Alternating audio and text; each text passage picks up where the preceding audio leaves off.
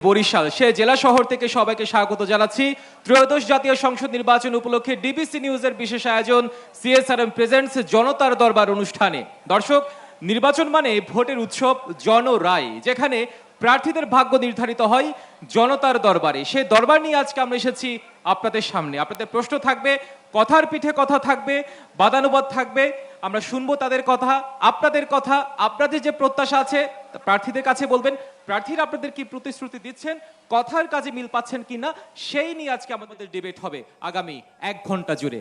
দর্শক, সবাইকে স্বাগত জানাচ্ছি আবারও সিএসআরএম প্রেজেন্টস জনতার দরবার অনুষ্ঠানে। আপনারা কেমন আছেন? আপনারা কেমন আছেন? দুর্দান্ত। আজকে আমাদের এখানে উপস্থিতিকে আমরা আসলে নতমস্তকে কুর্নিশ জানাই এত সুন্দর উপস্থিতির জন্য, এবং সেই সাথে আপনাদের প্রার্থীদেরকে সমর্থন দিয়ে আপনারা এখানে এসে উপস্থিত হয়েছেন। নিশ্চয়ই আগামী 1 ঘন্টা আমরা আপনাদের কথা শুনবো, আপনাদের কথা শুনে প্রার্থীরা তাদের কি প্রতিশ্রুতি দিচ্ছেন সেগুলোর হিসেব মেলাবো। দর্শক, আমাদের সাথে এখানে উপস্থিত আছেন আজকে আবু নাসের মোহাম্মদ রহমতুল্লাহ, বিএনপির জাতীয় নির্বাহী কমিটির সদস্য।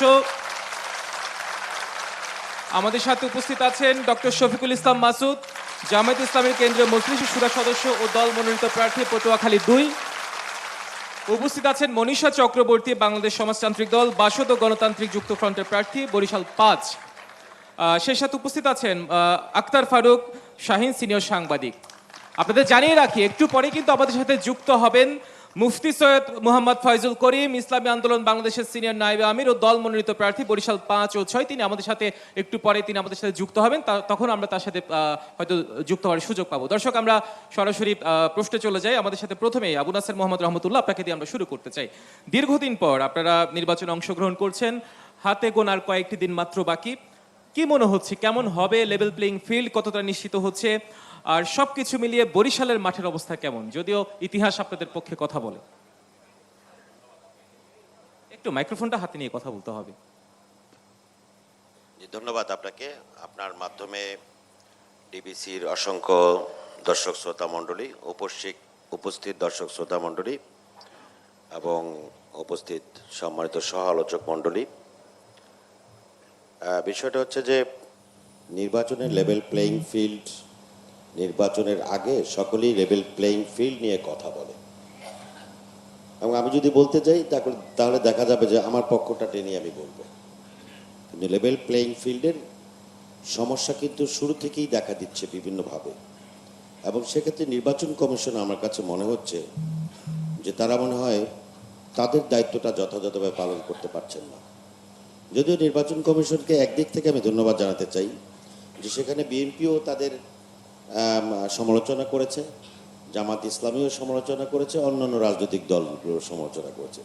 সেক্ষেত্রে মনে হয় কি কোনো না কোনো জায়গায় তারা সঠিকভাবে কাজ করার চেষ্টা করছে, এবং দিন শেষে আমি প্রত্যাশা করি যে দীর্ঘদিন পরে, আপনি যেটা বলেছেন দীর্ঘদিন পরে আমরা ভোটে অংশগ্রহণ করেছি তা না, দীর্ঘদিন পরে মানুষ ভোট দেওয়ার প্রত্যাশা করছে, এবং যেই নির্বাচনে জনগণের ভোট দেওয়ার সুযোগ থাকবে সেই নির্বাচনে বিএনপি অংশগ্রহণ করবে, এটি স্বাভাবিক। দ্বিতীয় প্রশ্ন হচ্ছে যে আপনার বরিশালের যে আসনগুলোর কথা বলছেন, বরিশালের আসনগুলোতে নির্বাচন প্রচারণা মোটামুটি জমজমাট। আপনি নিশ্চয়ই একদিন বরিশালে ছিলেন, এবং আপনার মাধ্যমে খোঁজ খবর আছে প্রত্যেকের কাছে। প্রত্যেকটা আসনেই কিন্তু বেশ জমজমাট নির্বাচনী প্রচারণা চলছে। সেক্ষেত্রে আপনি বলেছেন ইতিহাস বলে বিএনপির কথা, আমি ইতিহাস না, আমি সমসাময়িক বিষয়গুলির কথা বলবো। সেটা হচ্ছে যে বিএনপির রাষ্ট্র ক্ষমতায় থেকে দীর্ঘদিন যাবৎ যে বরিশালের সঙ্গে এমনভাবে ওতপ্রোতভাবে জড়িয়ে আছে, যেখানে আসলে বরিশালের মানুষদের বিএনপিকে বেছে নেওয়াটাই স্বাভাবিক। কারণ এই বরিশাল বিভাগ প্রতিষ্ঠা হয়েছে বিএনপি এবং বিএনপি তৎকালীন প্রধানমন্ত্রী 1993 সালে বেগম খালেদা জিয়ার মাধ্যমে। এই বরিশালের এই যে সিটি কর্পোরেশনের, আমরা যে সিটি কর্পোরেশনের গৌরব বোধ করি, 5ম সিটি কর্পোরেশন হিসেবে, সেটাও বেগম খালেদা জিয়া প্রধানমন্ত্রী থাকা অবস্থায় সর্বপ্রথম এটা উদ্যোগ গ্রহণ করা হয়েছে। আপনি যদি বলেন বরিশাল বিশ্ববিদ্যালয়ের কথা, সেই বরিশাল বিশ্ববিদ্যালয়ও কিন্তু বিএনপির অবদানের কারণেই প্রতিষ্ঠা লাভ করেছে। আপনি যদি বলেন পটুয়াখালী বিজ্ঞান প্রযুক্তি বিশ্ববিদ্যালয়, সেখানেও কিন্তু বিএনপির হাত ধরেই কিন্তু এরকম একটি বিশ্ববিদ্যালয় প্রতিষ্ঠা লাভ করেছে। সো বিএনপির সঙ্গে এই বরিশালের মানুষের সম্পর্কটা আত্মার সম্পর্ক, এমনভাবে ওতপ্রোতভাবে জড়িয়ে আছে। মানুষ বিএনপিকে অবশ্যই সম্মানিত করবে, বিশেষ করে বা মাঠের যে বেগম বিষয়টি আছে খালেদা সেটি জিয়ার হয়তো দীর্ঘদিনের ভোটের যে মাধ্যমে ত্যাগ, হয়তো সেই জনরায়টা আমরা অপেক্ষায় থাকলাম কোন দিকে যায়। নিশ্চয়ই আপনার কাছে আমরা আবারও ফিরবো। ডক্টর শফিকুল ইসলাম মাসুদ, আপনার কাছে ফিরতে চাই। ছাত্র রাজনীতি থেকে এখন আপনি জামায়াতের কেন্দ্রীয় নেতৃত্বে এবং অত্যন্ত জনপ্রিয় ছাত্র রাজনীতির সময় আপনার জনপ্রিয়তা ছিল, এখনো আছে আমরা যেটুকু বিশ্বাস করি। সবকিছু মিলিয়ে দীর্ঘদিনের জোট সঙ্গে কিন্তু এবার আপনাদের মাঠে প্রধান প্রতিদ্বন্দ্বী কি মনে হচ্ছে? কতটা চ্যালেঞ্জিং আর লেভেল প্লেইং ফিল্ড এখন পর্যন্ত কতটা নিশ্চিত হচ্ছে? ধন্যবাদ ডিবিসি টেলিভিশন জনতার দরবারে। আজকে আমি ডক্টর শফিকুল ইসলাম মাসুদ, বাংলাদেশ জামায়াত ইসলামী 11 দলীয় নির্বাচনী ঐক্য বাউফল আসন থেকে আজকে আমাকে এখানে কথা বলতে সুযোগ করে দেওয়ার জন্য, বিশেষ করে উপস্থিত উপচে পড়া দর্শকদের সবাইকে আমি শুভেচ্ছা জানাচ্ছি এবং যারা পরবর্তীতে শুনবেন তাদেরকে ধন্যবাদ জানাচ্ছি। প্রথম কথা হচ্ছে যে ছাত্র রাজনীতি থেকে আজকের এই বৃহৎ অঙ্গনে আমরা কাজ করছি 3টি বিষয়কে সামনে রেখে। একটা হচ্ছে দেশের স্বাধীনতা, সার্বভৌমত্ব, আমাদের সেই শহীদদেরকে স্মরণ করি এবং আজকে এইরকম একটা উন্মুক্ত পরিবেশ করার জন্য যারা রক্ত দিয়েছেন 2024-এর জুলাই আগস্টের গণ অভ্যুত্থানে, আমরা তাদের সেই শহীদ, আহত, পঙ্গুত্ব বরণকারীদেরকে স্মরণ করছি। না হলে এরকম পরিবেশ হয়তো আমাদের 2028 পর্যন্ত অপেক্ষা করতে হতো। আমরা দ্বিতীয়ত আমাদের এই সুন্দর পরিবেশকে একটা মানবিক বাংলাদেশ বিনির্মাণের জন্য আমরা আমাদের জনগণের কাছে যাচ্ছি। সেখানে আমরা সবচেয়ে মজার ব্যাপার হচ্ছে তারা নতুন একটা বাংলাদেশ বিনির্মাণের জন্য নতুন কিছু তারা খুঁজতেছে, তারা পিছনে ফিরে যেতে চায় না। তো সেই নতুন কে দিতে পারে? নতুন দিতে পারে ইসলাম, নতুন দিতে পারে দেশপ্রেম, নতুন দিতে পারে ভালোবাসা, মমত্ববোধ। এই নতুন কিছুর জন্য মানুষ উন্মুখ হয়ে আছে। আগামী 12 তারিখ তাদের ব্যালটের মাধ্যমে তারা একটা বিপ্লব ঘটাবে আমি মনে করি। তৃতীয় হচ্ছে আমি এলাকায় যাচ্ছি, আপনি লেভেল প্লেইং ফিল্ডের কথা বলেছেন। আমি প্রতিদ্বন্দ্বিতা বলবো না, আমরা একসাথে লড়াই করেছি এবং লড়াইয়ের ময়দান থেকে এখন আমরা এখানেও একসাথে বসেছি। প্রতিদ্বন্দ্বিতা হলে বসা যেত না। আমার মনে হয় আমরা প্রতিযোগিতায় আছি, তো প্রতিযোগিতা তো থাকতেই হবে। ভালো কাজের প্রতিযোগিতা থাকলেই তো দেশ এগিয়ে যাবে। আমি মনে করি যে আমাদের রাজনৈতিক নেতৃবৃন্দ এখানে আমরা যারা আছি এবং যারা শুনবেন, সকলের কাছে আহ্বান থাকবে প্রতিদ্বন্দ্বিতা নয়, প্রতিহিংসা নয়, বরং আমরা প্রতিযোগিতার ভিত্তিতে ঐক্যের মাধ্যমে বাংলাদেশটাকে আমরা এগিয়ে নিয়ে যাব। যদি তাই হয় তাহলে আমার এলাকার কথা বলি, আমার প্রিয় বাউফল, আমি সেখানে এখনও শুনি আমার প্রতিযোগী প্রার্থী যিনি, আমি প্রতিদ্বন্দ্বী কখনো আমার এলাকাতেও বলি না, আমি বলি প্রতিযোগী যিনি আছেন উনি বলেন যে জামাত ইসলামী বা আমাদের যে 11 দলীয় জোট আছে, এই 11 দলীয় জোট বা 11 দলীয় নির্বাচন ঐক্যের ব্যাপক ভোট আছে, কিন্তু ওনারা ধরে রাখতে পারবেন না। আমি ওনাদেরকে বলেছি আপনারা যেহেতু স্বীকার করেছেন প্রথম দিকে যে ব্যাপক ভোট আছে, একটা পর্যায়ে ইনশাল্লাহ আপনারাই বলবেন যে ধরেও রাখতে পারবেন এবং বিজয়ও হবে। সেই জায়গায় এই নতুন যে বিনির্মাণ, দেখেন আপনারা সবাই এখানে জানেন, এর ব্যাপারে আমাদের কারো বোধহয় দ্বিমত থাকার কথা না। আমাদের সন্তানেরা, আমাদের শিক্ষার্থীরা, আমাদের ছাত্র ছাত্রী, মায়েরা, বোনেরা সবাই মিলে কিন্তু একটা স্লোগান তুলেছিল তখন, উই ওয়ান্ট জাস্টিস। জাস্টিস কোথায় পাওয়া যায়? জাস্টিস পাওয়া যায় শুধুমাত্র ইসলাম, একমাত্র ইসলাম, কেবলমাত্র ইসলামের মাধ্যমে। আমি বলছি সেই ইসলামের ইজারাদার আমরা নিয়েছি তা বলছি না, ইজারাদার জামাত ইসলামী না, ইজারাদার সব মুসলমানেরা এবং এটার জন্য ভুক্তভোগী বা এটার সুবিধাভোগী সমস্ত এখানে হিন্দু ধর্মাবলম্বীরাও এখানে অনেকে এসেছেন। আমি মনে করি তারাও এটা জানবেন, স্বীকার করবেন যে মদিনা রাষ্ট্র যখন মোহাম্মদ রসুল্লাহ সাল্লাল্লাহু আলাইহি ওয়াসাল্লাম গঠন করেছিলেন, তখন ভিন্ন ধর্মাবলম্বীরা একথা নির্দ্বিধায় স্বীকার করেছিলেন যে ইসলাম পূর্ব যুগের চেয়ে আমরা ইসলামের যুগে মায়ের কোলে বসবাস করছি।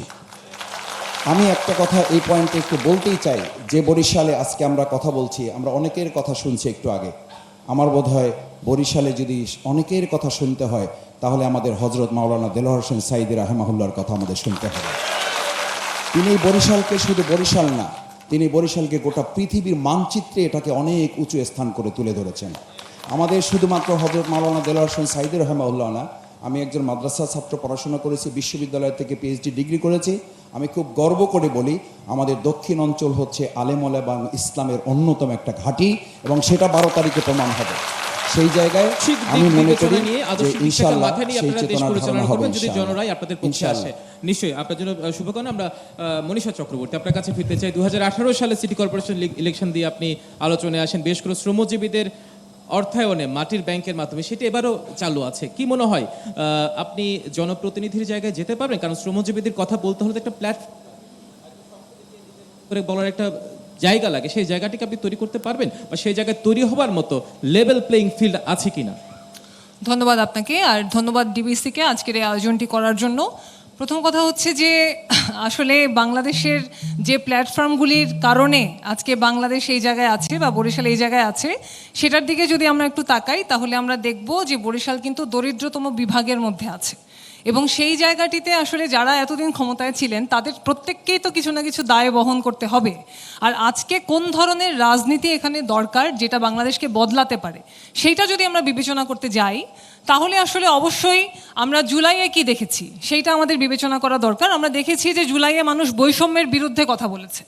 মানুষ বলেছে যে চাকরি পেতে গেলে যে বৈষম্য, সেই বৈষম্যের বিরুদ্ধে আমরা, শ্রমিক যে মজুরি পাচ্ছে না তার বৈষম্যের বিরুদ্ধে আমরা, যারা নিহত হয়েছে জুলাইয়ে তার মধ্যে ছাত্রের সংখ্যা কিন্তু 400-র বেশি না। বাকিরা কারা? বাকিরা তো এই শ্রমজীবী মানুষ, মেহনতি মানুষ। ফলে তাদের রক্তের উপর দাঁড়িয়ে যে অভ্যুত্থান হয়েছে, তাদের রক্তের উপর দাঁড়িয়ে আজকে যে নির্বাচন হচ্ছে, সেই নির্বাচনে আমরা মনে করি সেই শ্রমজীবী মানুষের কথাটা অবশ্যই প্রতিফলিত হওয়া দরকার, এবং সেটার মধ্য থেকে বাংলাদেশে পরিবর্তন আসা সম্ভব। দ্বিতীয় কথা হচ্ছে যে আপনি বলেছেন মাটির ব্যাংকের বিষয়। দেখেন, বাংলাদেশের রাজনীতি কেন পরিবর্তন হয় না? কারণ এই দেশের রাজনীতি নিয়ন্ত্রণ করে কারা? এই দেশের রাজনীতি নিয়ন্ত্রণ করেন ব্যবসায়ীরা, এই দেশের রাজনীতি নিয়ন্ত্রণ করে সিন্ডিকেট। এই দেশের রাজনীতিতে যে এত টাকার ছড়াছড়ি, আজকেও আমি দেখলাম যে এক জায়গায় একজন প্রার্থী টাকা বিলাতে গিয়ে জনরোষের শিকার হয়েছেন।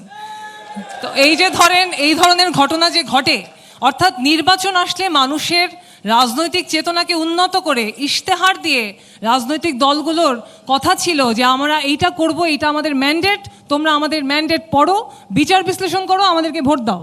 কিন্তু সেইটা না করে কি হচ্ছে, টাকার বিকাশ নাম্বার নেওয়ার মতো ঘটনা এনআইডি কার্ডের সাথে সেটাও কিন্তু ঘটছে।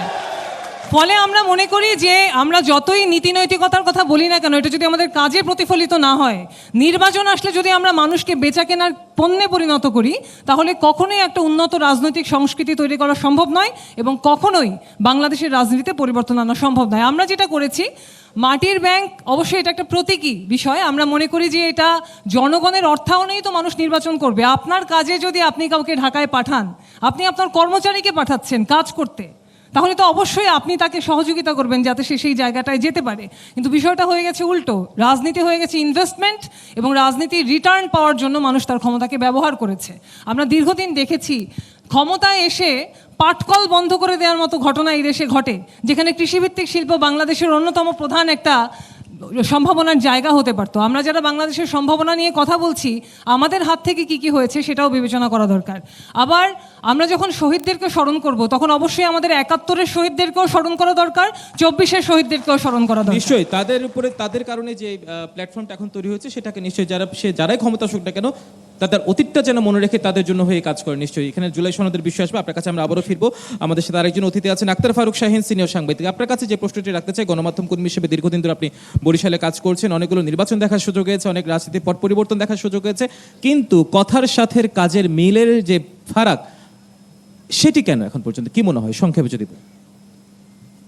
কথার সাথে কাজের মিলের যে ফারাক, যে বিষয়টি আপনি বলেছেন, আমি আমার দিক থেকে যদি বলি, সেটি হচ্ছে আমি ডাক্তার মনীষা চক্রবর্তীর কথার রেশ ধরেই শুরু করি, বা সেইখান থেকেই শুরু করি যে এবারের জাতীয় সংসদ নির্বাচনে হলফনামা দাখিল করেছেন সকল প্রার্থীরা। এই হলফনামার বিষয়টি যদি দেখেন, দেখবেন যে হলফনামার মধ্যে এমন অনেক প্রার্থী আছেন যারা 20 কোটি, 30 কোটি, 25 কোটি টাকার মালিক।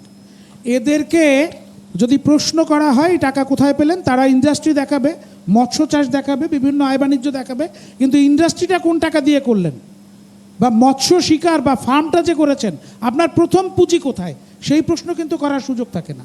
এবং এই যে আপনার প্রথম পুঁজি যে আপনি কোথা থেকে পেলেন, সেই প্রশ্নটা করার যেমন সুযোগ থাকে না, এবং এই কারণেই কিন্তু ওই যেটা বলছিলেন মনীষা চক্রবর্তী, যে রাজনৈতিক দল করা বা রাজনীতি করা বা সংসদে যাওয়া, এটি এক শ্রেণীর রাজনীতিবিদদের জন্য investment। নিশ্চয়ই আপনার মতো এবং সে সেই প্রশ্ন সেই investment-এর- প্রশ্নগুলো আমরাও নিশ্চয়ই এখানে যারা প্রার্থী আছে তাদের প্রতি থাকলো। আপনার পাশাপাশি আমরা যাদের দরবারে আজকে এসেছি, জনতার কাছে এসেছি, সেই জনতার আমরা কিছু প্রশ্ন নিব। আমাদের সহকর্মী জিয়াদ মাহমুদ আছেন, নিশ্চয়ই একটু আমরা প্রশ্ন দিতে চাই দর্শকের কাছ থেকে। জিয়াদ মাহমুদ যাবেন কি? হ্যাঁ, বলবেন নিশ্চয়ই। হ্যাঁ, আমরা একটু প্রশ্ন দিতে চাই দ্রুত। হ্যাঁ, সংক্ষেপে বলুন আপনার প্রশ্নটি। আপনার মাইক্রোফোনটা একটু মুখের কাছে নিতে হবে, তাহলে প্রার্থীরা কথা শুনতে পাবে। আর একটু মাইক্রোফোনটা কি অন আছে ওনার?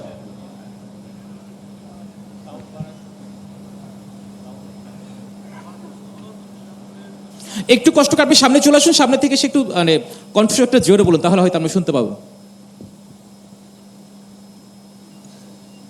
পদ্মা সেতুর কারণে দক্ষিণাঞ্চলের উন্নয়নে একটা পরিবর্তন এসেছে, কিন্তু এখানে পায়রা সমুদ্র বন্দর রয়েছে, কুয়াকাটা সমুদ্র সৈকত রয়েছে এবং আরও কয়েকটি পর্যটন স্পট রয়েছে। কিন্তু এই অঞ্চলে এখনো পর্যন্ত শিল্পায়নের অগ্রগতি নেই কেন? এখানকার যুবকদেরকে কেন ঢাকামুখী হতে হচ্ছে এবং অনেকে বেকার থাকতে হচ্ছে? এই আসলে আপনারা অত্যন্ত যদি যৌক্তিক ক্ষমতা প্রশ্ন, থাকেন কি বুঝতে করবেন? পেরেছি। অর্থাৎ ভাগ্য উন্নয়নটা কেন হচ্ছে না যারা তরুণ আছে। আরেকজনের প্রশ্ন আমরা নিতে চাই, সব প্রশ্ন একসাথে নিয়ে তার প্রার্থীর কাছে আমরা পৌঁছাবো। আসসালামু আলাইকুম, আমি ডক্টর এস এম ফয়সাল বলছিলাম। আমার প্রশ্নটা ছিল বরিশাল বিভাগের স্বাস্থ্য খাত সম্পর্কিত। তো সেটা হচ্ছে আমরা দেখা যায় যে আমাদের বরিশাল যে বাংলাদেশের 8টা বিভাগের ভিতরে বরিশাল বিভাগ স্বাস্থ্য খাতে সব থেকে পিছিয়ে আছে, যদি মোটা দাগে আমরা বলি এটা বলতে পারি। এবং দেখা যায় বরিশাল বিভাগের 6টা জেলা অনেকটাই এককভাবে বরিশালের উপর নির্ভরশীল, এবং নির্দিষ্ট করে বলতে গেলে সেটা অনেকটা শেরবাংলা মেডিকেলের উপর নির্ভরশীল। আমরা জেলা পর্যায়ে একটা রোগী দেখলে দেখা গেল একটা বুকে ব্যথা নিয়ে একটা রোগী আসলো, আমরা দেখা গেল হার্ট অ্যাটাক হলো, পেশেন্টকে আমরা প্রাথমিক চিকিৎসা দিয়ে আমরা রেফার করে দিচ্ছি শেরেবাংলা মেডিকেলে। তো সেই ক্ষেত্রে আমাদের বরিশাল বিভাগের স্বাস্থ্য খাত ঢেলে সাজানোর বিষয় অর্থাৎ বুঝতে পেরেছি, এখন এখানে একটা হাসপাতাল ভিত্তিক রয়ে গেছে। আরেকজনের কাছে যদি যান, আমি শুনতে চাই আরেকটা কোয়েশ্চেন, আসবো আপনার কাছে অবশ্যই। হ্যাঁ,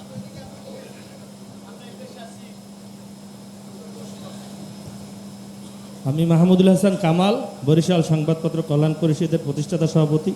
আমার প্রশ্ন হলো, আমরা ইদানিং দেখছি যে একজন ফ্যামিলি কার্ড বা বিভিন্ন কার্ড দিচ্ছেন, কেউ বলছেন 3,000, কেউ 10,000, কেউ 20,000। আসলে কি আদৌ এই ফ্যামিলি কার্ড দেওয়া হবে ফ্যামিলি কার্ডের নামে যেটা বলা হচ্ছে, নাকি এটা ভোট নেওয়ার কৌশল? আমি এটা জানতে চাচ্ছি। বুঝতে পেরেছি। আমরা আরেকটা কোয়েশ্চেন নিতে চাই, আরেকটা প্রশ্ন নিব আমরা দ্রুত। কে করবেন? একটু যাবেন সামনে, একটু সামনের কারো। আচ্ছা, আপনার কাছে আমরা আসবো নিশ্চয়ই। আসসালামু আলাইকুম, আমি মোহাম্মদ মেহেদি হাসান, শিক্ষার্থী, বরিশাল বিশ্ববিদ্যালয়। আমার প্রশ্নটা হচ্ছে যে আমরা জানি আমাদের দেশে, আমাদের সমাজে আসলে আমাদের রিসোর্সের অভাব নাই। আমাদের মেন সমস্যাটা হচ্ছে আমাদের সমাজের দুর্নীতি, আমাদের সমাজের চাঁদাবাজি, সন্ত্রাস। আমার প্রশ্নটা হচ্ছে সেই জায়গায় দাঁড়িয়ে এমন অনেক প্রার্থী আছে যাদের মনোনয়ন দেওয়া হয়েছে, 1700 কোটি টাকা ঋণ খেলাপি আছে। সেই জায়গায় দাঁড়িয়ে তারা যদি এমপি হিসেবে মনোনীত হয়, তারা দেশের উন্নতিতে কিভাবে ভূমিকা রাখতে পারে? বুঝতে পেরেছি আপনার প্রশ্ন। একটু সামনে আসবেন জিয়াদ মাহমুদ, জিয়াদ মাহমুদ একটু সামনে আসবেন, জিয়াদ মাহমুদ একটু সামনে আসবেন। আমাদের এখানে একজন প্রশ্ন করতে চাই, ওনার কাছ থেকে প্রশ্নটা নিবেন। হ্যাঁ, যে আমি অ্যাডভোকেট মুজাহিদুল ইসলাম। আমার প্রশ্নটা হচ্ছে রুল অফ ল নিয়ে। আমরা প্রায়শই লক্ষ্য করি যেখানে একটা আইনের শাসন প্রতিষ্ঠার কথা আমরা বলি, সেই জায়গায় আইনের ব্যত্যয়টা অনেক অংশে রাজনীতিবিদদের মাধ্যমেই বেশি হয়। দেখা যায় যে যার মাসেল পাওয়ার যত বেশি, সেই তত বেশি প্রভাব বলয় সৃষ্টি করার মধ্য দিয়ে সমাজে বিশৃঙ্খলা তৈরি করে এবং প্রত্যেকের এক একটা গ্যাং থাকে। আমার প্রশ্ন হচ্ছে, এই যে বিশেষ করে ইয়াং জেনারেশনকে কাজে লাগিয়ে নিজেদের রাজনৈতিক ফায়দা হাসিল করার প্রবণতা, এটা আগামীর এই গ্যাং রাজনীতির কথা আপনি বলছেন নিশ্চয়ই। জিয়াদ মাহমুদ, আরেকটা প্রশ্ন আমরা করবে নিতে চাই কিনা রাজনীতিবিদদের কাছে, এটা আমার প্রশ্ন। আরেকটি প্রশ্ন সংক্ষেপে, একদম সংক্ষেপে। জি, আমি আব্দুল্লাহ নাহিয়ান বলছিলাম। আমি বিএনপির এখানে যিনি অতিথি আছেন তার কাছে আমার প্রশ্ন, বাংলাদেশে বিএনপির পক্ষ থেকে আইনের শাসন এবং সুশাসনের কথা বলা হচ্ছে। তো আমরা দেখতে পাচ্ছি যে বিএনপির অভ্যন্তরীণ কোন্দলের কারণে প্রায় 8 সহস্রাধিক বহিষ্কার করা হয়েছে এবং শতাধিকের মতো খুন হয়েছে। বিশেষ করে আমরা দেখতে পাচ্ছি পটুয়াখালীতে 3 আসনে উপজেলা নেতৃবৃন্দ এবং প্রত্যেকটি ইউনিয়নের সভাপতি সেক্রেটারি বহিষ্কার করা হয়েছে, বাউফলে করা হয়েছে। তো এই যে অভ্যন্তরীণ শৃঙ্খলা যারা করতে পারে না, তারা দেশকে কিভাবে সুশাসন এবং বুঝতে পেরেছি। আপনি বসুন, আমরা প্রশ্ন উত্তরে চলে যাই। আমরা শুরুতেই আবু নাসের মোহাম্মদ রহমতুল্লাহ আপনাকে দিয়ে শুরু করতে চাই আপনার প্রশ্ন উত্তর। আপনি শুরু থেকে যে প্রশ্নগুলো সেগুলো ব্যাখ্যাটা আমরা জানতে। প্রত্যেকটা প্রশ্ন আমরা শুনেছি, এখন প্রার্থীদের থেকে আমরা তাদের উত্তরগুলো নিব। আপনাকে দিয়ে আমরা শুরু ধন্যবাদ। করব। আমাদের প্রথমে এক বন্ধু খুব প্রাসঙ্গিক একটা বিষয় বলেছেন, সেটা হচ্ছে যে কর্মসংস্থানের বিষয়ে, যে কেন আমাদের বরিশালের মানুষদেরকে ঢাকামুখী হতে হবে। এবং এই প্রশ্নটা কিন্তু যৌক্তিক প্রশ্ন, এবং এই সমস্যার সমাধান করা আমাদের খুবই জরুরি। কারণ হচ্ছে যে আমরা শুধু বেকারত্বের সমাধানের কথা বলি, কিন্তু বেকারত্বের সমাধানের জন্য যে ধরনের ব্যবস্থা গ্রহণ করা দরকার সেটাকে আমরা গ্রহণ করছি না। বিশেষ করে আপনি মনে রাখবেন যে গত সরকার কিন্তু ঘরে ঘরে চাকরি দেওয়ার কথা বলেছিল, কিন্তু তারা কিন্তু ঘরে ঘরে চাকরি দেয়নি, তারা কিন্তু ঘরে ঘরে খুন গুম উপহার দিয়েছিল। সেইখানে আমাদের যিনি চেয়ারম্যান জনাব তারেক রহমান সাহেব আজ থেকে 5 বছর আগে যে 31 দফার রাষ্ট্র মেরামতের কর্মসূচি ঘোষণা করেছেন, সেই কর্মসূচিতেই তিনি উল্লেখ করেছেন কর্মসংস্থানমুখী বাংলাদেশ গড়ে তুলতে হবে, এবং ঢাকামুখী, শুধু ঢাকামুখী না, প্রত্যেকটা অঞ্চল ভিত্তিক কর্মসংস্থান তৈরি করতে হবে। শুধু কর্মসংস্থান না, যুবকদেরকে যথাযথভাবে ট্রেনিংয়ের ব্যবস্থা করা হবে, যাতে তারা দেশে এবং দেশের বাইরে কর্মসংস্থানের সুযোগ হয়। আরেকজন বন্ধু স্বাস্থ্য সম্পর্কে বলেছেন যে খুবই দুঃখজনক যে এই একমাত্র বরিশাল যে এই মেডিকেলে একটা মানুষ অসুস্থ রোগী সেখানে যাওয়ার পরে সে এমনিতেই আরও অসুস্থ হয়ে যাওয়ার কথা। সেই ক্ষেত্রে স্বাস্থ্য সেবার উপরে সবচাইতে বেশি গুরুত্ব দেব আমার দল বিএনপি যদি রাষ্ট্র ক্ষমতায় আসে। এই স্বাস্থ্য কার্ডের কথা যেটা বলা হয়েছে, প্রত্যেকটা পরিবারের স্বাস্থ্য কার্ড এর ব্যবস্থা করে রাষ্ট্র দায়িত্ব নিয়ে মানুষের স্বাস্থ্য সেবার দায়িত্ব রাষ্ট্র পালন করবে, এইটা আমার দল থেকে ঘোষণা করা হয়েছে। আমি বিশ্বাস করি সেটা বাস্তবায়িত হবে। একজন বন্ধু একটু খুঁচিয়ে বলার চেষ্টা করেছেন যে এই ফ্যামিলি কার্ড এটা কি শুধু ভোট নেওয়ার জন্য নাকি আমি একটি দল, যদি আমরা কিন্তু বারবার নির্বাচিত হয়েছি, নির্বাচনের সময় ফ্যামিলি কার্ডের কথা এটা কিন্তু 5 বছর আগে, এই নির্বাচনের আগে না, বাট এই নির্বাচন আগে আমরা দেখেছি যে কিছু কিছু জায়গা থেকে বলা হচ্ছে যে 2 লক্ষাধিক যুবকদেরকে, বেকার যুবকদেরকে 10 লক্ষ টাকা করে ঋণ দেওয়া হবে। এটা কিন্তু আগে শুনি নাই, এখন শুনছি। এরপরে এই যে বিকাশ নাম্বারের কথা এসছে, এটা আসছে, ওটা আসছে, আর জান্নাতের টিকিট কিন্তু এখন রাস্তায় বিক্রি হচ্ছে। এই ধরনের ফাঁকা বুলিতে যদি বিএনপি বিশ্বাস করত, তাহলে বিএনপিকে এই জনগণ বারবার নির্বাচিত করতো না। অতএব আর তারেক রহমান সাহেব বাস্তবিক অর্থেই তিনি বাংলাদেশের মানুষের সমস্যাগুলো অনুধাবন করে বাস্তবমুখী ব্যবস্থা করেন। আরেকটি ভাই বলেছেন যে পটুয়াখালীতে বিএনপির সবাইকে বহিষ্কার করেছে। আপনার কথাটা মনে হয় সঠিক না। পটুয়াখালীর যে বিষয়টা সেটা হচ্ছে যে ওখানে জোটের প্রার্থী আছে। এই বিশ্লেষণটা আমরা বিরতির পর নেব। একটি বিরতি সময় হয়ে গেছে, আমরা বিরতির পরে আরো 2জন প্রার্থী আছে, তাদের কথা আমরা শুনবো। দর্শক, সময় হলো সিএসআরএম প্রেজেন্স জনতার দরবার অনুষ্ঠান একটি বিরতির, ছোট্ট বিরতির পর আমরা সাথে ফিরছি আবারও। দর্শক, বিরতির পর আবারও স্বাগত জানাচ্ছি সিএসআরএম প্রেজেন্স জনতার দরবার অনুষ্ঠানে। অনুষ্ঠান কেমন হচ্ছে দর্শকরা? আপনাদের প্রত্যাশা, যে প্রতিশ্রুতি, এগুলো মিল পাচ্ছেন? প্রার্থীদের কাছে কি আশা করছেন? প্রার্থীরা পারবে?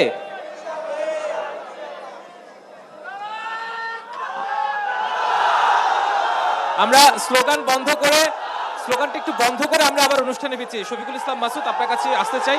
বেশ কিছু প্রশ্ন ছিল বিরতির আগে, সেই প্রশ্নগুলো আমরা একটু নেব। তার আগে আরেকটু বলতে চাই, আমাদের এখানে আরেকজন যুক্ত হয়েছেন, মুফতি সৈয়দ মোহাম্মদ ফয়জুল্লাহ করিম, ইসলামী আন্দোলন বাংলাদেশের সিনিয়র নায়েবে আমির ও দল মনোনীত প্রার্থী বরিশাল 5 এবং 6। আপনারা একটু ধৈর্য ধরে বসেন, আমরা কথা বলতে পারি, একটু আমরা কথা বলার সুযোগ চাই। আপনাদের প্রার্থী আপনাদের মাঝে এসেছে, নিশ্চয়ই তিনি থাকবেন শেষ পর্যন্ত, কিন্তু আপনারা যদি না বসেন আমরা কথা কিভাবে শুনবো? একটু ধৈর্য ধরে বসেন। হ্যাঁ, মুফতি সৈয়দ মোহাম্মদ ফয়জুল করিম, আপনার কাছে স্বাগত ডিবিসির সিএসআরএম প্রেজেন্টস জনতা দরবার অনুষ্ঠানে। আপনার কাছে প্রথমে যে প্রশ্নটি রাখতে চাই সেটি হচ্ছে, দীর্ঘদিন পর একটি আপনারা নির্বাচনে অংশগ্রহণ করছেন এবং আর কয়েকটা দিনই পরে নির্বাচন, কি মনে হচ্ছে এখন পর্যন্ত লেভেল প্লেইং ফিল্ড কতটা নিশ্চিত হবে? আপনার স্পিকারটা নিয়ে যদি একটু বলেন প্লিজ। আর কিছুদিন পরে নির্বাচন, মাঠে অনেকগুলো দল, আপনারা জোটে ছিলেন, জোট থেকে বেরিয়ে এসে এখন নিজেরাই নির্বাচন করছেন, সবকিছু মিলিয়ে বরিশাল আপনাদের একটা অবস্থান আছে, সেটাও আমরা জানি। সবকিছু মিলিয়ে লেভেল প্লেইং ফিল্ড কতটা নিশ্চিত হচ্ছে? মাঠের চ্যালেঞ্জ কতটা? আসসালামু আলাইকুম ওয়া রাহমাতুল্লাহি ওয়া বারাকাতুহু। নাহমুদুল্লি আলা রসুল হিল করিম। আসলে লেভেল প্লেইং ফিল্ডের অবস্থাটা নির্বাচন শেষ হওয়ার আগ পর্যন্ত, ডিক্লার দেওয়ার আগ পর্যন্ত কিছুই বলা যায় না। এখানে মেয়ের নির্বাচনের সময় হাবিবুল আউয়াল সাহেব এসেছিলেন, মনে হয় ফেরেশতাদের মতো কথা বলেছিলেন, এইটা করব সেইটা করব, এইটা হবে সেইটা হবে, কিন্তু বাস্তবে তার শব্দ উল্টা। আমরা মনে করি যতক্ষণ পর্যন্ত নির্বাচন সমাপ্ত না হবে, ডিক্লার না হবে, ততক্ষণ পর্যন্ত আমরা শঙ্কিত নির্বাচন আদৌ সুষ্ঠু, নিরপেক্ষ, গ্রহণযোগ্য হবে কি হবে না। শুধু আমিই না, গোটা ভোটারদের মধ্যেই এই আতঙ্ক বিরাজ করছে। এর জন্য আমি মনে করি বর্তমান প্রশাসনকে বলবো, অন্তর্বর্তী এই সরকারকে- আতঙ্কটা কেন? নিশ্চয় কোনো কারণ আছে, কারণ ছাড়া তার আতঙ্কটা আসে না। দেখেন, দীর্ঘদিন পর্যন্ত যে নির্বাচন হয়ে গেছে, যেই ক্যান্সার আমরা আক্রান্ত, সেখান থেকে বের হওয়ার জন্য তো আর একটা নির্বাচন দরকার। যতক্ষণ পর্যন্ত আর একটা নির্বাচন না হবে, ততক্ষণ পর্যন্ত আগের নির্বাচনের মতোই হবে বলেই তো মানুষ ধারণা করে। কিন্তু যদি আর একটা সুস্থ নির্বাচন, গ্রহণযোগ্য নির্বাচন উপহার দিতে পারে, তখন মানুষ সংখ্যামুক্ত হবে। এর আগ পর্যন্ত সংখ্যামুক্ত হওয়ার কোনো যুক্তি আছে বলে আমি মনে করি না। নিশ্চয় নির্বাচনের মাঠে যেহেতু আপনারা 11 দলের জোট ছিলেন, সেখান থেকে বের হয়ে এখন নিজেরাই আপনারা নির্বাচন করছেন, কি মনে হচ্ছে কতটা চ্যালেঞ্জিং? জোটে থাকলে কি হতো, এখন জোট ছাড়া কি অবস্থা? না, আলহামদুলিল্লাহ, আসলে তো আমাদের ডক্টর মাসুদ ভাই আছেন। আমরা তো আসলে জোট করেছিলাম ইসলামের পক্ষে একটা বাক্স, এবং মানুষ, জনগণ উৎসাহিত হয়েছিল ইসলামের পক্ষে বাক্সে ভোট দেওয়ার জন্য। খাস আমার ডক্টর মাসুদ সাহেবের যে বক্তৃতা, যে শরিয়া আইনে যারা বিশ্বাসী না, আল্লাহু আকবার, যে বক্তৃতা দিয়ে করেছেন, আমরা খুব আনন্দিত হয়েছিলাম। কিন্তু পরবর্তী দেখলাম আমাদের শরিকরাও মনে করেন শরিয়া আইন বাস্তবায়ন করবেন না, প্রচলিত আইনে দেশ পরিচালনা করবেন।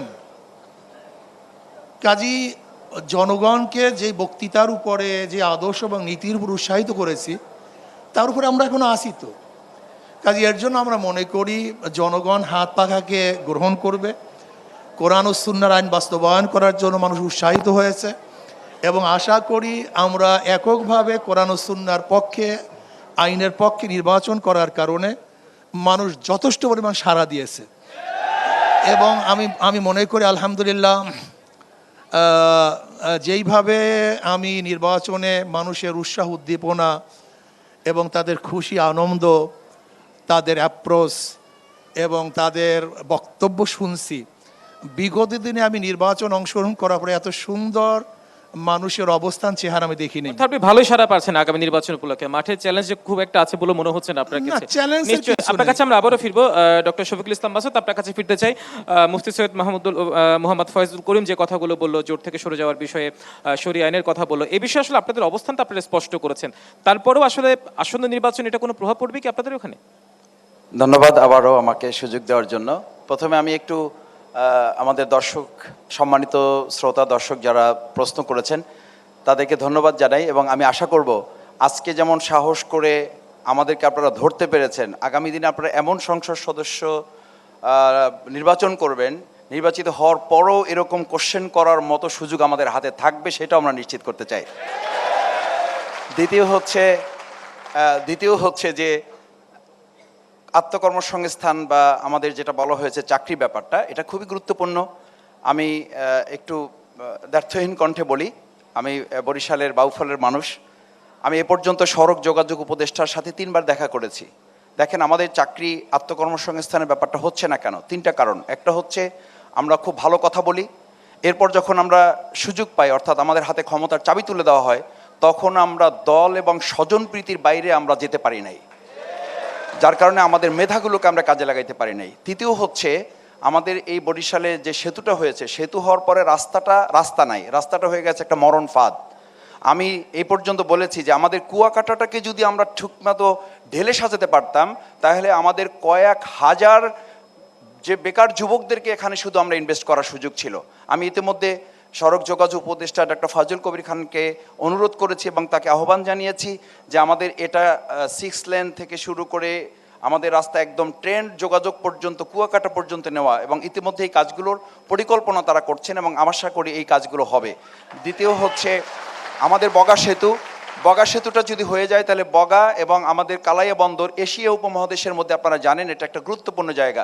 বগা সেতুর ব্যাপারে আমি তার সাথে 3 বার দেখা করেছি। লাস্ট যখন দেখা করেছি তিনি আমাকে কথা দিয়েছেন, আমার সামনে সচিবকে ফোন করেছেন যে সেখানে ডিপিপির যে কাজ সেই কাজটা চূড়ান্ত হয়েছে এবং আমরা আশা করছি খুব কম সময়ের মধ্যে বগা সেতুর আনুষ্ঠানিকতা শুরু হবে এবং বাউফলবাসী সহ আমাদের বরিশাল অঞ্চল উপকৃত হবে। প্রায় 22 লক্ষ মানুষ এটার দ্বারা উপকৃত হবে। আমি চেষ্টা করেছি সেটার জন্য, আমি আপনাদের দোয়া চাই। চতুর্থ হচ্ছে এখানে একটা প্রাসঙ্গিক আলোচনা, আমি মনে করি এটা প্রাসঙ্গিক ছিল না, তারপরে যেহেতু আলোচনা তুলেছেন আমি আজকে এখানেই চ্যালেঞ্জ করি, এখানে কয়েক হাজার মানুষ আছেন, আমরা এতদিন ধরে জান্নাতের টিকিট বিক্রি করি, কার কাছে একটা টিকিট আছে একটু ওনাদের কাছে অর্পণ করেন। এতদিন ধরে জান্নাতের টিকিট যদি বিক্রি করি তাহলে 2-1টা টিকিট তো পকেটে থাকার কথা। আমি বরং বলি জান্নাতের টিকিট যদি আমাদের কাছে থাকে তাহলে আমাদের জান্নাতের টিকিটের আলোচনা, জান্নাত জাহান্নামের আলোচনা আছে বলেই আমাদের মধ্যে দলীয় কোন্দলে এখনো লোক মারা যায় নাই। জান্নাত জাহান্নামের আলোচনা আমাদের মধ্যে আছে বলেই এখনো পর্যন্ত আমাদের হাজার হাজার লোক বহিষ্কার করতে হয় নাই। জান্নাত জাহান্নামের আলোচনার এই নৈতিকতা আমাদের মধ্যে আছে বলেই আমরা এখনো নিজেদেরকে একটা দেশপ্রেমিক মানুষ হিসাবে নিজেদেরকে তৈরি করতে সক্ষম হয়েছি। সেজন্য আমি মনে করি আলোচনা সবার মধ্যে থাকা উচিত। বরং আমরা তো উল্টো আলোচনা শুনেছি যে আমরা যদি এতদিন অমুকের নাম নিতাম তাহলে আমরা জান্নাতে চলে যেতাম, বরং আমরা যদি এটা করতাম নামাজ রোজা দরকার নাই, আপনারা এটা করেন তাহলে জান্নাতে চলে যাবেন। তো এই কথাগুলো আমার বোধ হয় আমাদের মানুষকে, ধর্মপ্রাণ মানুষ আমরা সবাই, আমাদের ধর্মে আঘাত না করে কেউ কথা বললে আমাদের জন্য ভালো হবে সেই জায়গাটা। তৃতীয় হচ্ছে যে আজকে আমরা এখানে শ্রদ্ধেয় মেহমান আমাদের সৈয়দ মুফতি ফয়জুল করিম হাফেজাহুল্লাহ উনি এসেছেন, আমি ওনাকে অত্যন্ত শ্রদ্ধা করি, সম্মান করি। ওনার সামনে ওনার কোনো প্রশ্নের জবাব দেওয়ার জন্য আমি বলছি না। দেখেন আমরা এক আছি এবং এক থাকার জন্য আমরা এই বরিশাল আসনে বাংলাদেশ জামাত ইসলামী এবং 11 দলীয় যে ঐক্য নির্বাচনী, সেই ঐক্যে ওনার প্রতি এবং ওনাদের দলের প্রতি সম্মান রেখে আমরা এই দলে আমাদের খুবই গুরুত্বপূর্ণ একজন কেন্দ্রীয় নেতা থাকা সত্ত্বেও তাকে আমরা এখান থেকে উইথড্র করে তার প্রতি আমরা শ্রদ্ধা রেখেছি। সুতরাং আমি মনে করি যে আমাদের মধ্যে নির্বাচনী ঐক্য এটা একটা বিষয়, আর আদর্শিকভাবে আমরা কাজ করে যাওয়া।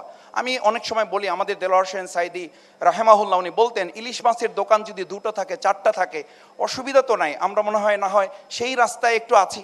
4টা দোকান আমাদের এখনকার ক্রেতা যারা থাকবেন, ভোটার সম্মানিত যারা থাকবেন, তারা দেখবেন যদি মনে হয় যে না অমুক ইলিশ মাছটা একটু মোটা আছে, ডিম সারা আছে, তেল সারা আছে, গালি লাল আছে, এখনো পচে নাই, এই সব বিবেচনার ভার তাদের হাতে থাকলো, তারা যেটা ভালো মনে করবেন এই সুযোগটা আমাদের ভোটারগণ গ্রহণ করবেন। আমার তো মনে হয় তাতে অসুবিধা নাই।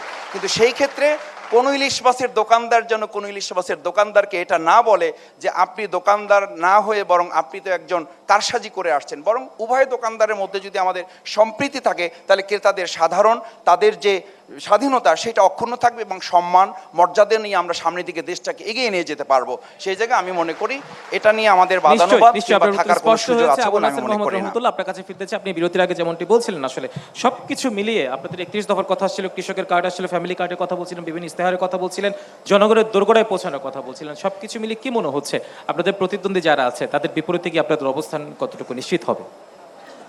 যে আমি তো বলেছি যে বিএনপির সঙ্গে এই অঞ্চলের মানুষের একটা আত্মার সম্পর্ক আছে, বিএনপি কাজ করার মধ্য দিয়েই সেটা প্রতিষ্ঠা করতে সক্ষম হয়েছে। দ্বিতীয় বিষয়টা হচ্ছে আমি কিন্তু যখন জান্নাতের টিকিটের কথা বলেছিলাম আমি কিন্তু কোনো দলের নাম বলিনি। আমাকে দর্শকদের মধ্য থেকে একজন বলছিল যে ফ্যামিলি কার্ডকে আসলে দেওয়া হবে নাকি ভোটের জন্য এই আওয়াজ তোলা হচ্ছে।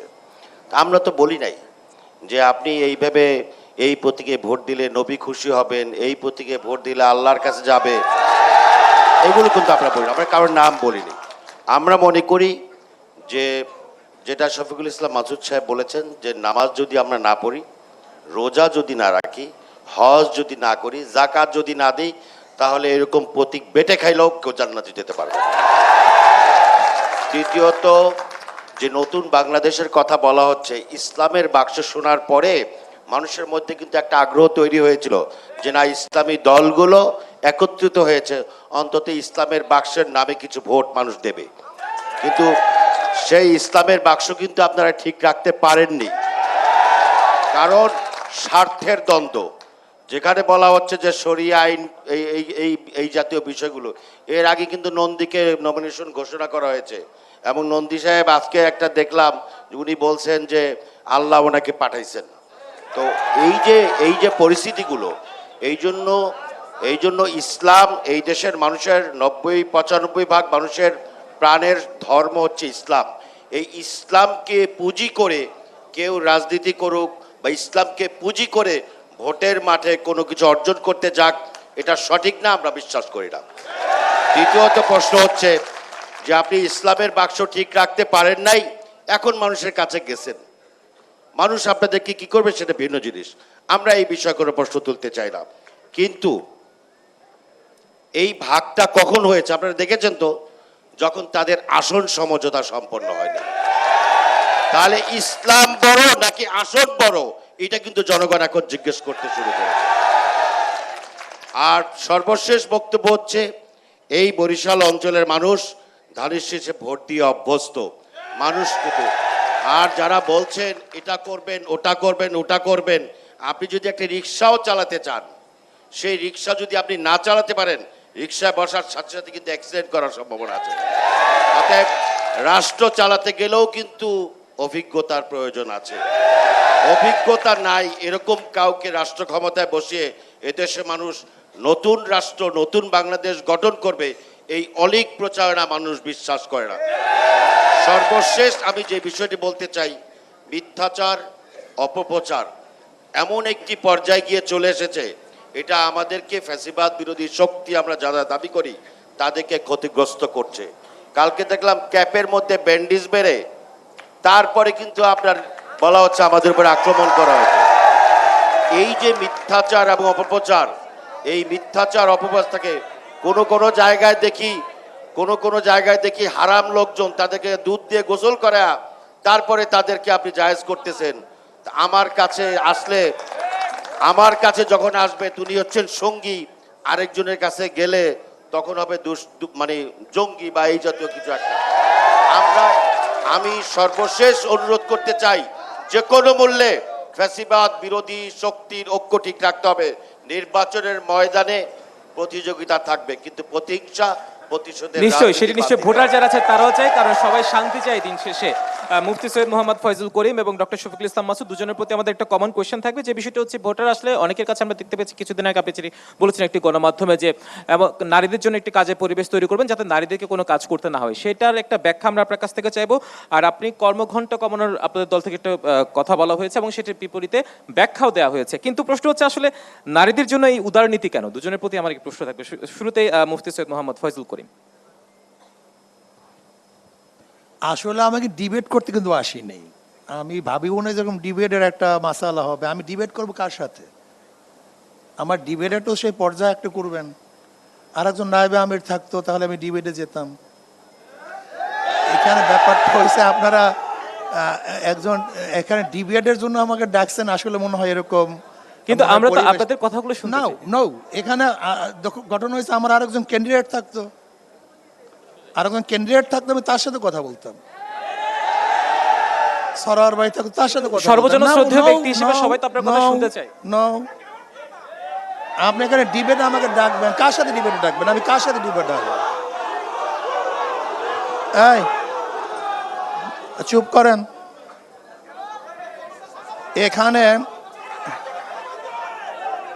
এখানে মূল বক্তব্য হলো এই, এখানে আমাদের যদিও প্রশ্নটা আমাকে করে নেই, জানি না আমাদের রহমতুল্লাহ সাহেব প্রশ্নটা কাকে করছে, আমি জানি না। যে যদি ক্ষমতায় যান আর যদি অভিজ্ঞতা না থাকে, আমি জনাব রহমতুল্লাহ, আসলে ডিবেট আমার ঠিক না, আসলে আমি আসলে ডিবেট দিকে যাইতেছি, এটা কিন্তু আসলে ঠিক না। আমি জানি না এই পরিবেশ কিরকম হবে। আমাদের বেগম খালেদা জিয়ার কি অভিজ্ঞতা ছিল আমাকে বলেন তো?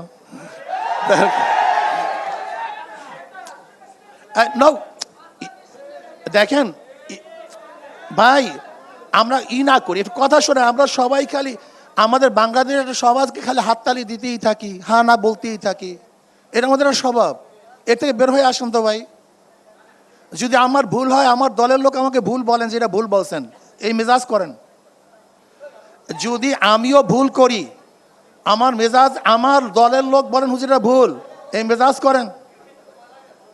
আর আমার শত্রু যদি সঠিক বলে, তাকে বলেন এটা সঠিক কথা বলে, এই মেজাজ করেন আপনারা।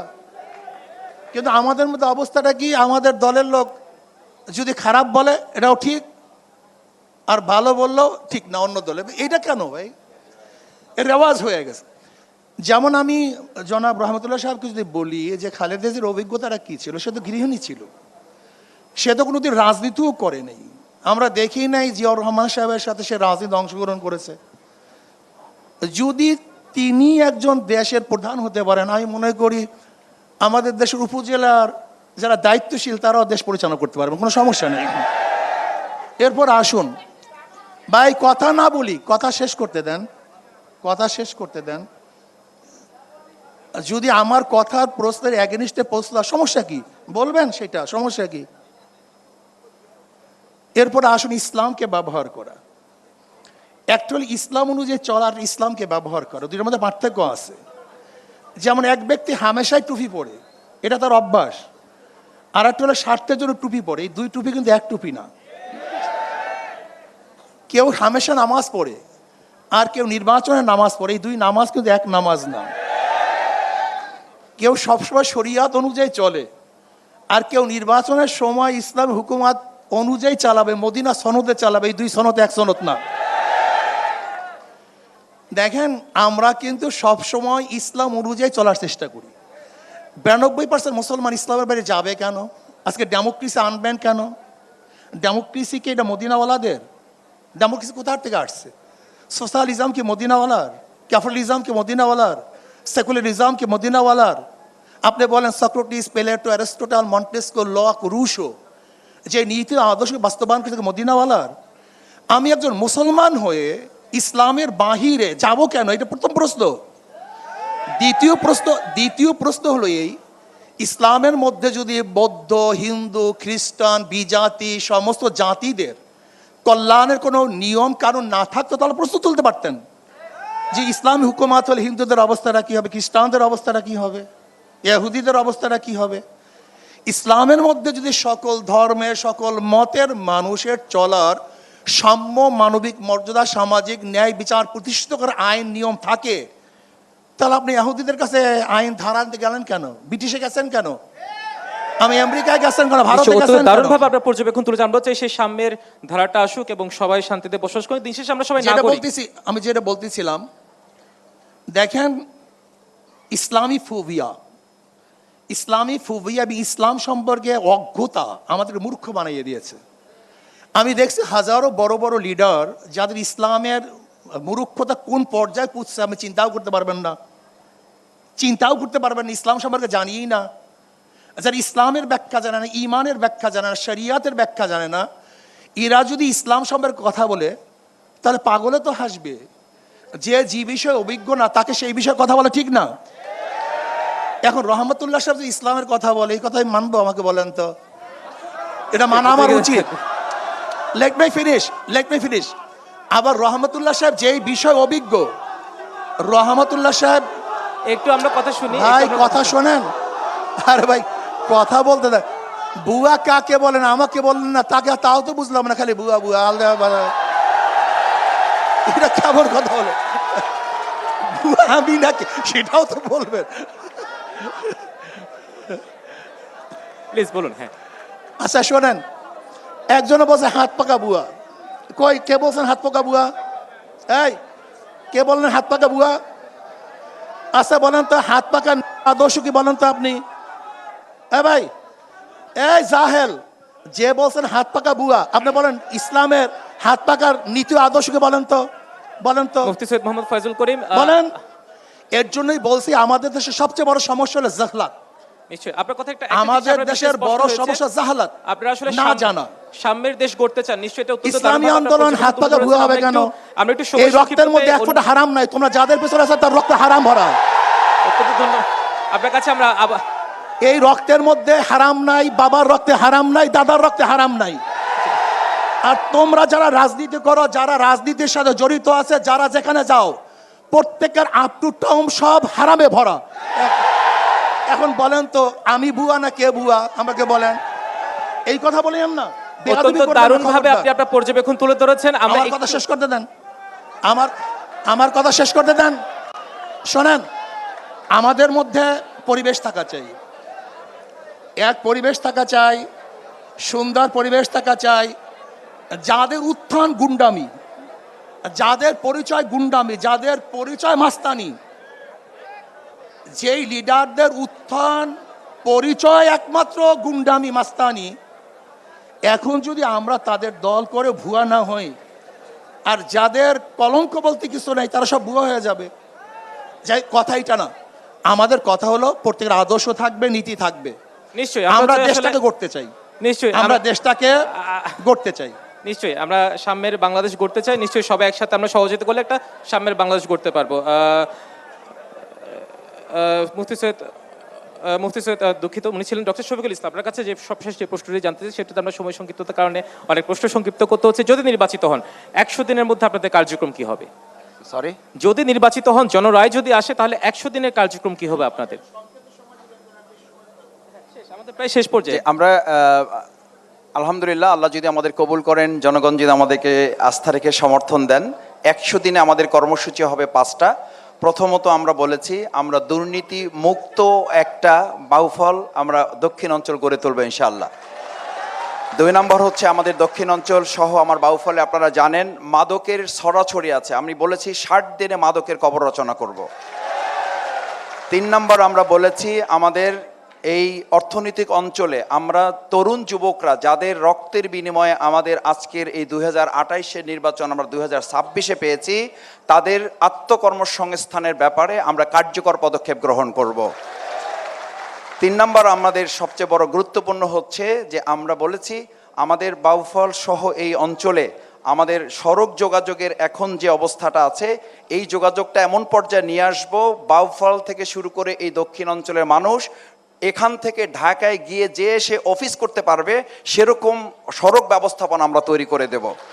বিশেষ করে ট্রেন যোগাযোগের যে ব্যবস্থাটা সেইটা আমরা তুলে ধরব। 5ম, আমরা 100 দিনের মধ্যে আর একটা গুরুত্বপূর্ণ কর্মসূচির কথা আমরা ভেবেছি, সেটা হচ্ছে যে আমাদের ঘুষ, সুদ এবং যে সমস্ত কারণে মানুষ ন্যায্যতা থেকে বঞ্চিত হয়, সেই ন্যায্যতার ভিত্তিতে জনগণ সম্মান এবং মর্যাদা নিয়ে প্রত্যেকে যার যার অবস্থানে সে বসবাস করতে পারবে, তার উপরে কেউ আধিপত্য বিস্তার করতে পারবে না। ধন্যবাদ। আমরা সবশেষ রহমতুল্লাহ আপনার কাছে আসতে চাই যে আপনাদের 100 দিনের পরিকল্পনা কি হবে সংক্ষেপে? 100 দিনের পরিকল্পনা সম্পর্কে আমাদের চেয়ারম্যান জনাব তারেক রহমান সাহেব স্পষ্টতই বলেছেন যে যারা সরকারে থাকবেন তাদের প্রত্যেকের হিসাব গ্রহণ করে একটি দুর্নীতি সন্ত্রাসমুক্ত একটি মানবিক বাংলাদেশ গড়ার জন্য দলের পক্ষ থেকে প্রথম 100 দিনে প্রাথমিক কর্মসূচি ঘোষণা করবেন এবং তার মাধ্যমে বাংলাদেশ যে নতুন বাংলাদেশের কথা বলা হচ্ছে, স্লোগানের নতুন বাংলাদেশ না, কর্মের নতুন বাংলাদেশ গড়ে তোলার জন্য যে পদক্ষেপ নেওয়া দরকার সেটা 100 দিনের মধ্যেই গ্রহণ করা হবে। এটা শুধু বাউফল, এটা শুধু বরিশালের বিষয় না, এটা সারা বাংলাদেশকে সমন্বিত করে একসাথে কর্মসূচি প্রণয়ন করা হবে। আর মুফতি ফয়জুল করিম সাহেব যে বিষয়গুলি বলেছেন, কাউকে ব্যক্তিগতভাবে আক্রমণ করে বা কারো করার জন্য আমি কোনো কথা বলিনি। আমি বলেছি রাজনীতিতে ভোটের